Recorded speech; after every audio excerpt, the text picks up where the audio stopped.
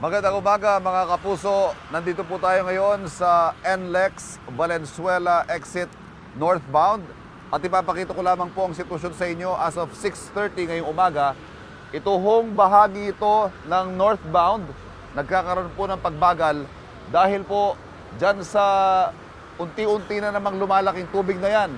Yan yung nakikita ninyo, nagbabagal po ang mga sasakyan dyan dahil may passable naman pero may kataasan at syempre lalo na yung mga maliliit na sasakyan ay nagdadalawang isip kung dadaan dyan. Isa ho yan sa mga nagdudulot ng traffic ngayon approaching Valenzuela exit northbound.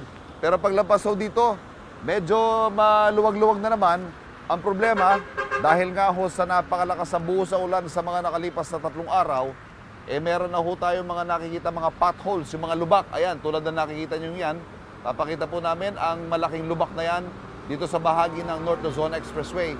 Natuklap yung ilang parte ng asfalto dito sa kalsada.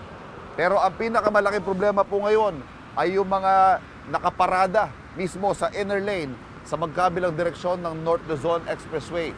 Ito ho, hindi na magkamayo ang mga tow truck. Nakikita ninyo ngayon, may isa lamang sasakyan na tinutow.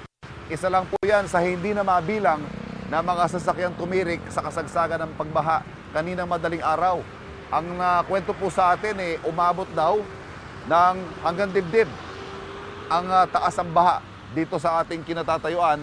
Kaya naman talagang kahit yung mga malalaki sasakyan, makikita natin ito, mga SUV ito hindi lang yung mga maliliit na kotse, pero maging mga SUV.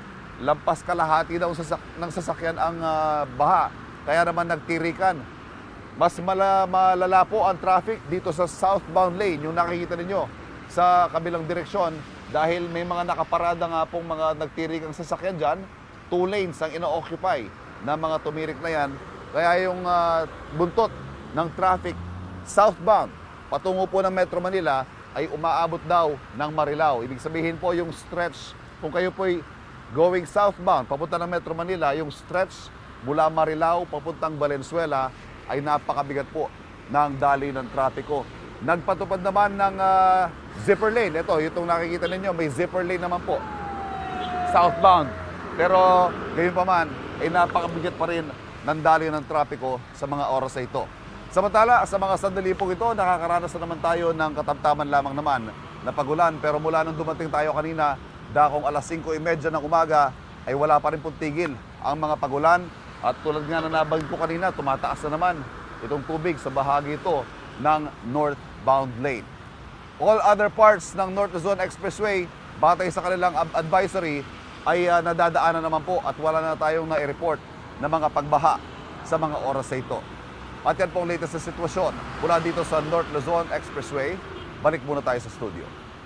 Kapuso, huwag magpapahuli sa latest news and updates. Mag-iuna ka sa balita at mag-subscribe sa YouTube channel ng GMA Integrated News.